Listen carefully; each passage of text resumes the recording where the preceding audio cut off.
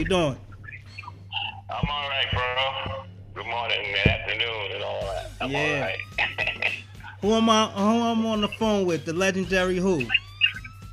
DJ Belal, the king. That's right, from Groove Be Chill.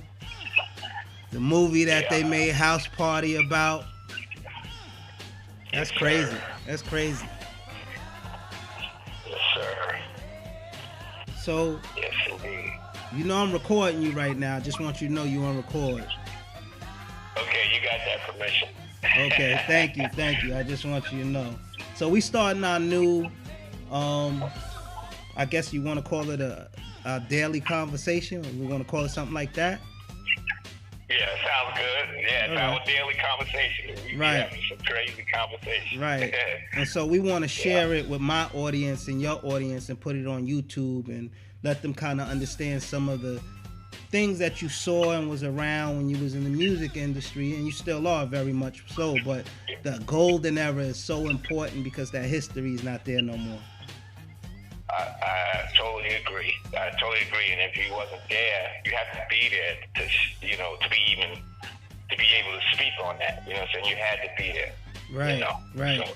So obviously, for those that don't know, you're one of the members of Groove Be Chill, and Yes, you sir. guys were signed to Andre Harrell, Uptown Records in the golden era, which was 88? No, 80. We signed with Uptown in 86. 86. Yeah, 86. Mhm. And so the project didn't come out until when? It actually came out in 86, so we signed with them through OT Fresh by the way of our boy Nate Tinsley, a producer out Long Island. Right, He right, actually finished the project.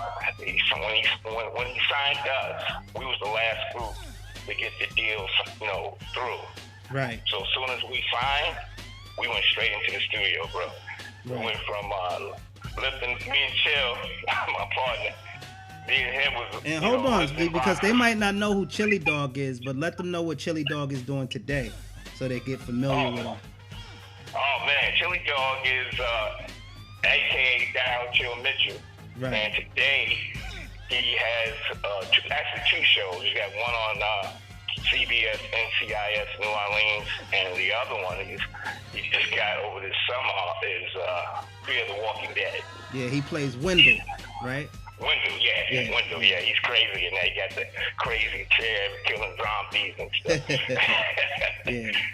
Yeah, but me and him, we grew up together in Wyandanch. You know what I'm saying? Right. So right. we went to school together since fifth and sixth grade. So that was my guy, coming up. So And then you also grew up with very Rakim, right? You guys grew up with Rakim, sir. Freddie Fox. Yes, sir. Freddie Fox and from North Babylon. Who else? Too Poetic, Right. which he's the Grim Reaper from Grave Diggers. the Grave Diggers. Yeah, we all grew up together around each other, man. Coming up as little guys. Right. Rob was one of the younger guys, but he was a boy genius, man. Before he even came out with a record. Right. So, yeah. And what was the group he was down with? The group he was down with before he came out solo? What was the Love actually, Brothers? The Love Brothers. That's Yeah. what it was. Well, the order is how I met Rob was through my man Teddy Oaks. He had a crew called the Almighty Five and Seeds. And this is back when I was trying to rhyme, and my name was MC Super B. Okay. And what happened was when I already knew them already because I was going to school with them. And it's like, come through, we'll check you out. So first time I had a cipher with them, they all gone, and I ended up going, saying my little thing. I'm Super B with the mic of my head. And they just fell out and started laughing. You know what I'm saying? Because they was more advanced, you know what I'm saying? Right. We was always in Wyandanch. I'm not just saying Long Island, period. We was already advanced past what the city was doing. We just didn't know it. Right. So we wasn't doing ball, the dang. Yeah. We was Right. doing the soloists, like cats like Freddie Fox, aka Bumpy Knuckles now. Right. He was ahead of his time because nobody sounded like the city. Right. Even though we praised the city by, listening to the Cold Course 4,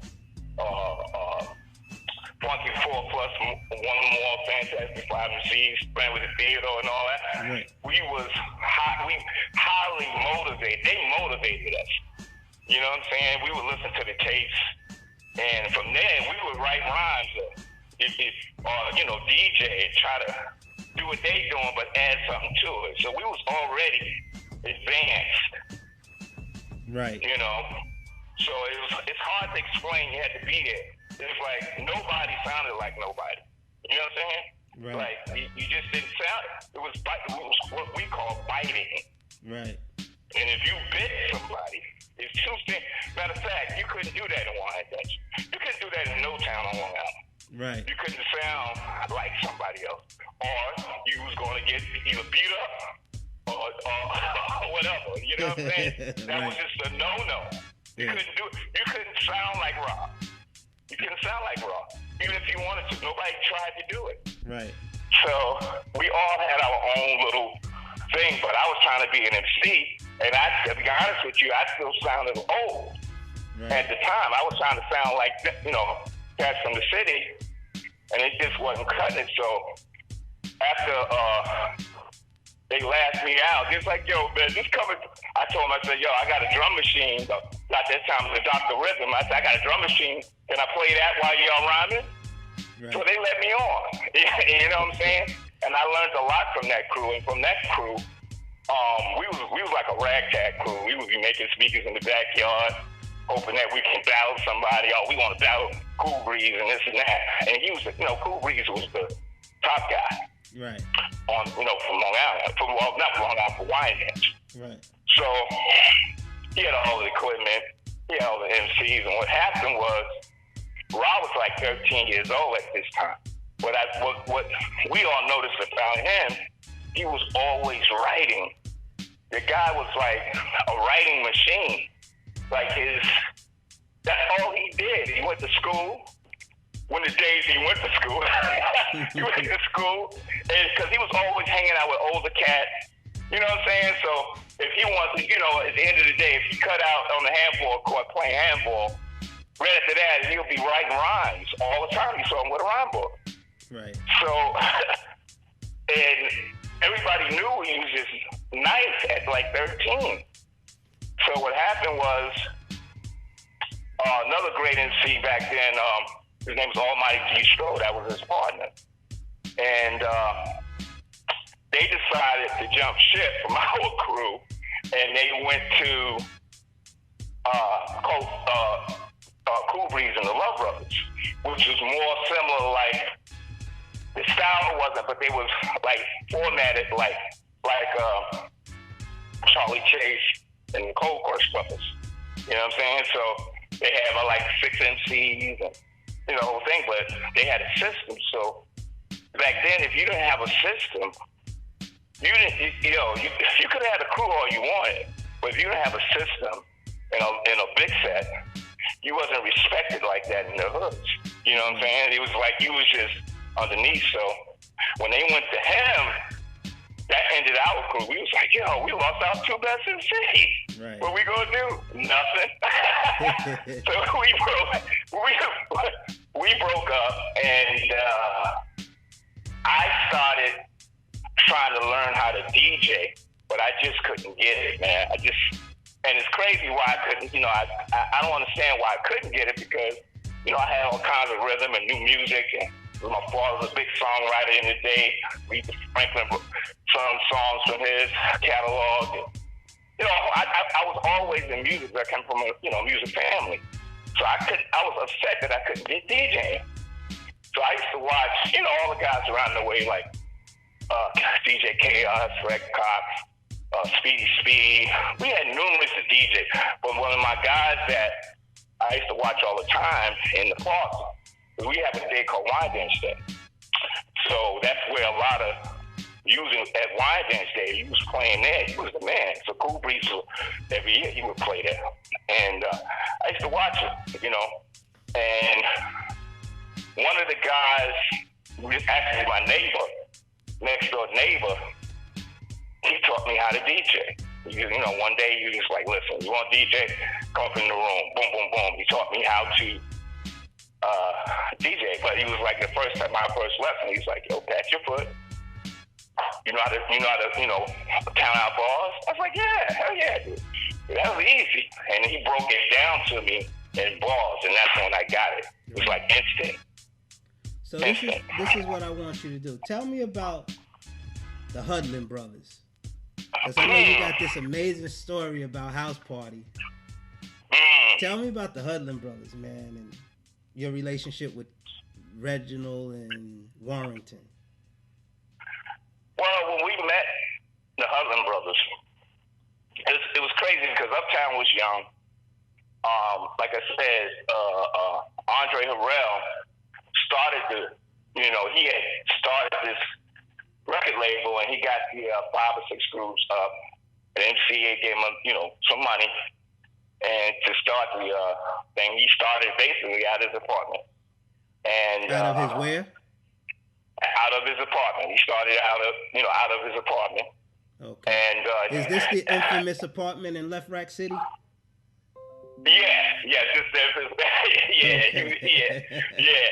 But it's funny when he signed and Heavy hit, had the Mr. Big Stuff.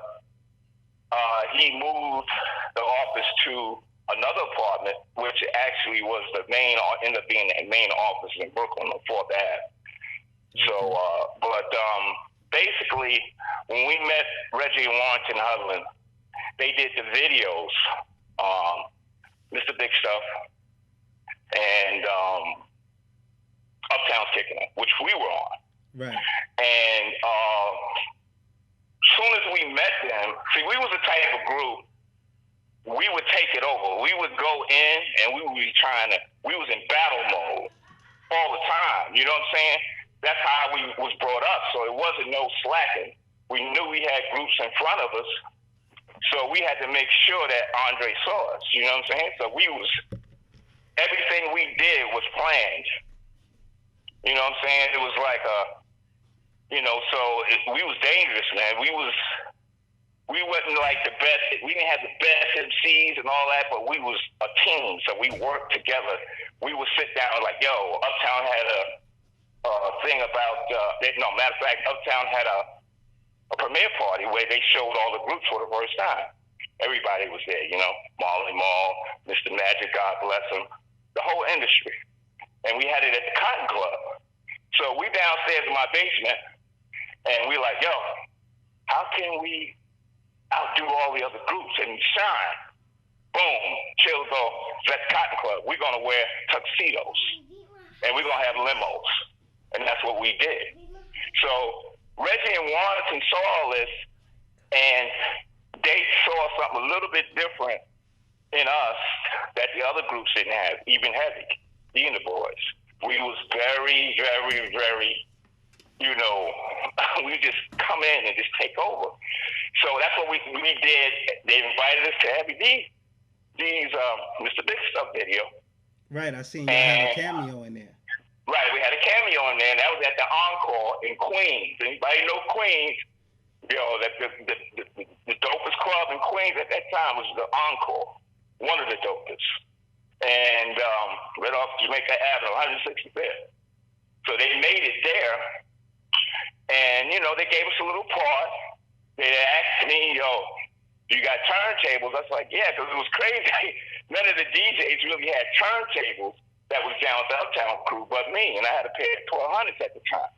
And I said, yeah, I got it. Just bought them. Boom, I brought them down there.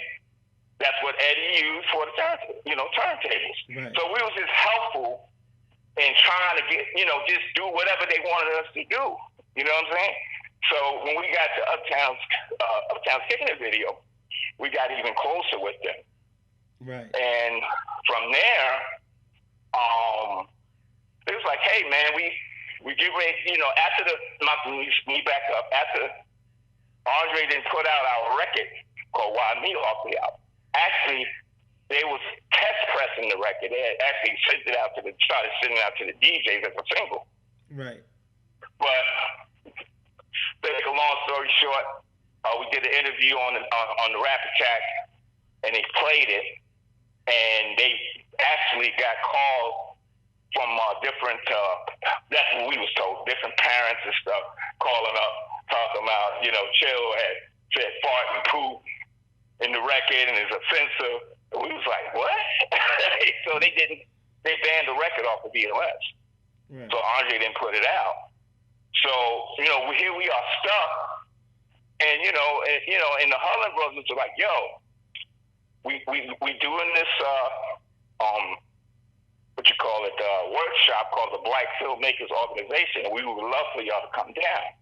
So in that was Heavy D and the Boys. No, Heavy D, my bad. Heavy D. Us and Finesse and Sinquist. And he had us all together.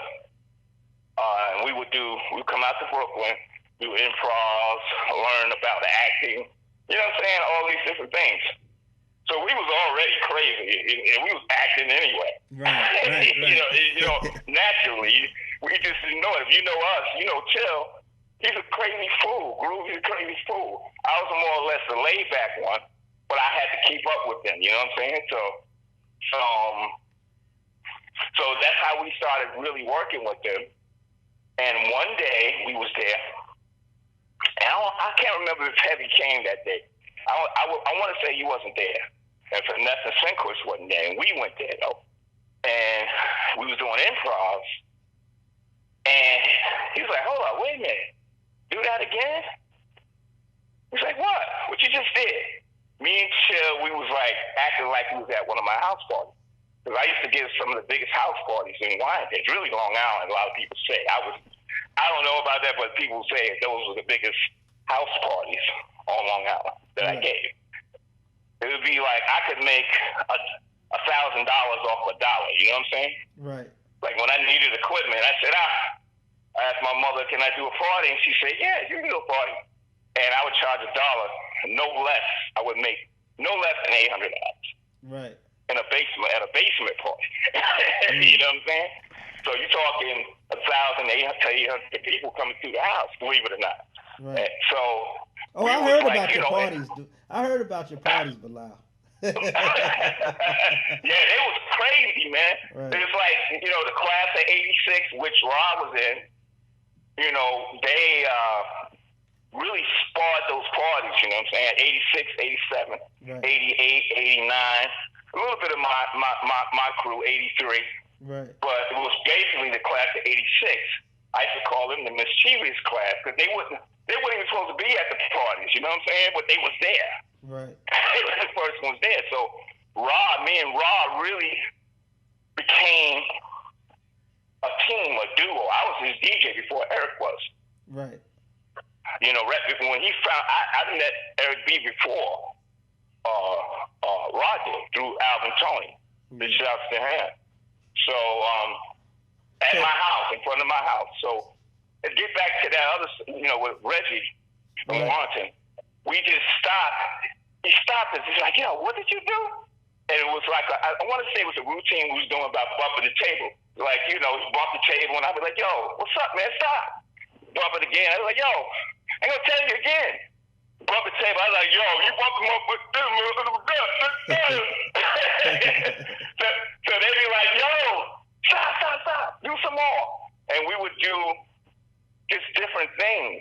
And how long was the workshop? Was it weeks? Was it months? How long was it? Yeah, the Black Filmmakers at the time, they had I want to say they had all of the, there was a full Black workshop where writers, cinema people would get together and put ideas together. It was like a Black think tank, but in film. So you had people like Spike Lee going through there. You had, different people around the area that was already in the business.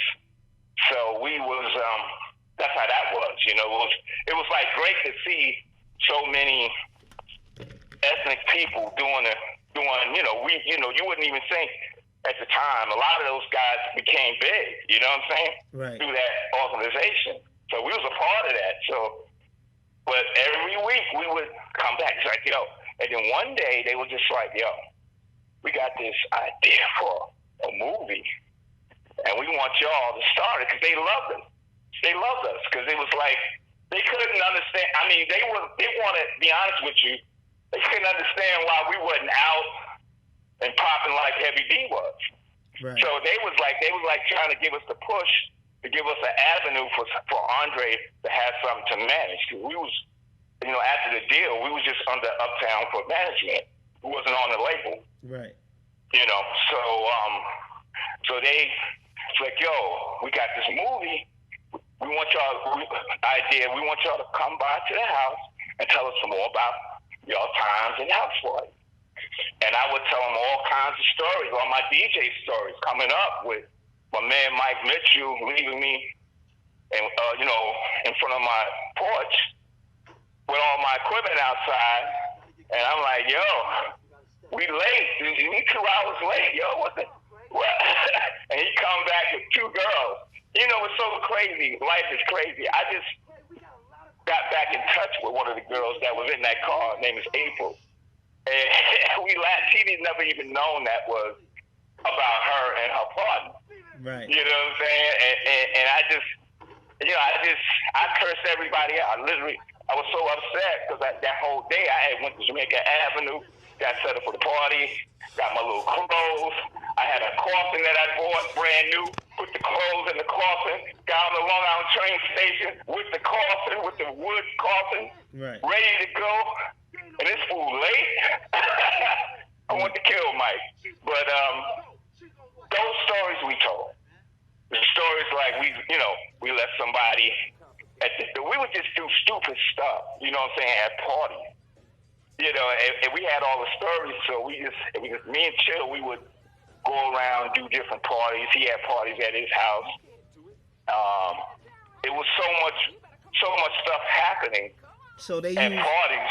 So they used a lot of this for the movie, or ideas for the movie. But what happened was, when we met with them, and when they made the final script, which wasn't the final script, the movie wasn't even called House Party.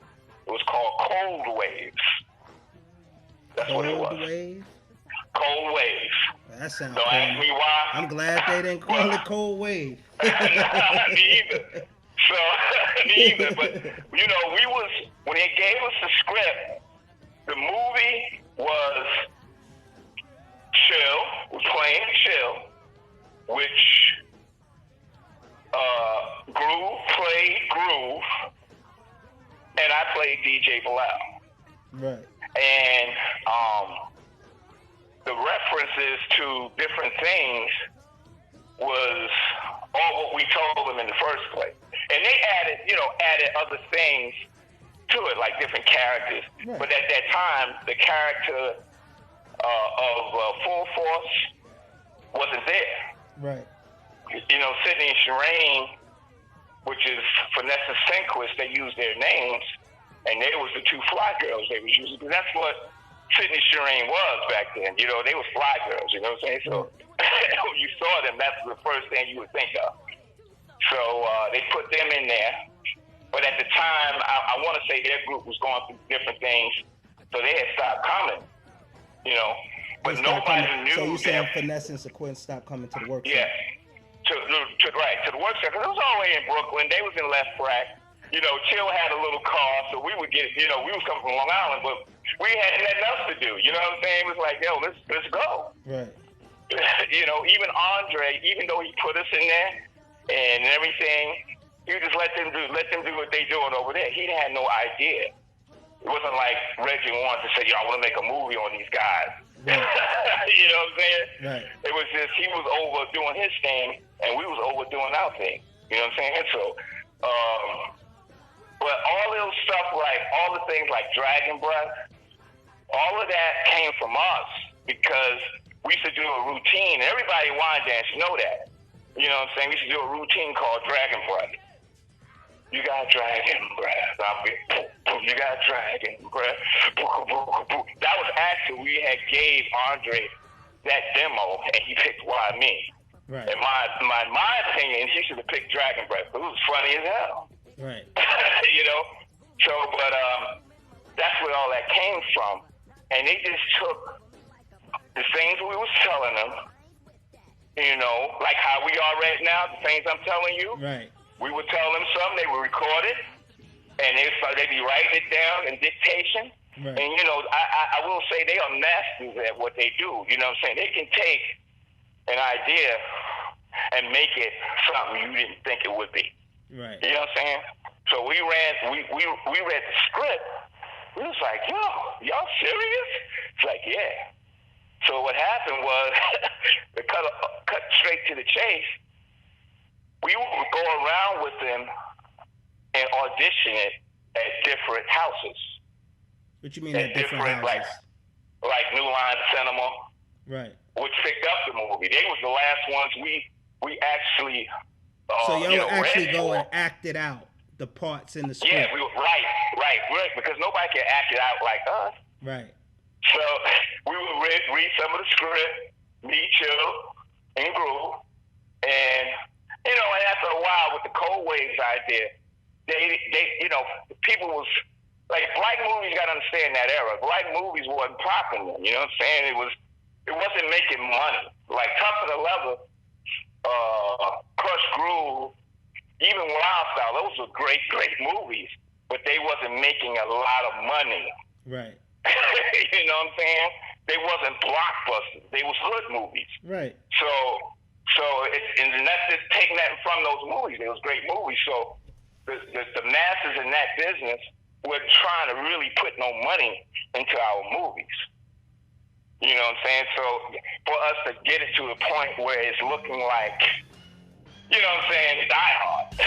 Like, you know, so it takes money to do that. You know, that's what a lot of people don't understand. It takes a big budget to get a movie. And back then, the budget was huge in that time because you didn't have all this digital stuff now. Right. So it was harder. So you had to play it out. They didn't even have money to even screen shoot it. They didn't have money to put a camera in front of us, and then they shot it that way. So we went straight analog. Right.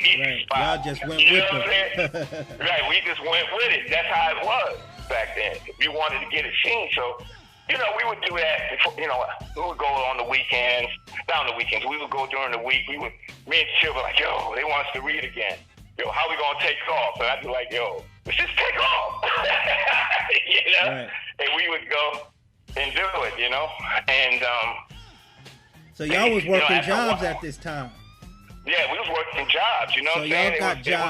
Y'all got jobs, and you're assigned to Uptown. Nothing's really happening. So this is what y'all doing at this time. And Heavy D is kind of popping for Uptown Records. Right. And you know, it's all love, because a lot of people don't understand. I can speak only for my group. I can't speak for no other group and how they felt, but I can speak for my group. And we was very close with Heavy D and the boys. You know what I'm saying? We would go out to Mount Vernon and just hang with them. I was tight at the time with Eddie. I was there when he would call up Andre, like, yo, I need $10,000 for this. And he would give it to him. I'd be like, yo, hold up. Yo, you know what? I got to get me some turntables. I need another pair of turntables. Yo, Andre, I hear you. And, you know, he bought my third pair of turntables, Andre. I was learning the game, so we was learning the game through Heavy, you know what I'm saying? Right. Because we was around him. We met Pete Rock. I was there when Pete Rock when Eddie F gave him his SC-1200 for him to hold. Right. I was there. So we was out there, so we loved Heavy, man. When Troy passed away, God bless him, that was like our brother, man. He was like, that hurt us. We went to the funeral. Right. You know what I'm saying? We was hurt by that. Oh, you know, so I can only speak for us. We love Heavy D and the boys. Right. You know, and I even, you know, Heavy came out to wine dance at one of my house parties. Right. But that's the same Quiz came out there. We Rock came out there. It was nothing but love, you know what I'm saying? So, you know, we was never jealous of Heavy. We was trying to make Andre see us as a star group.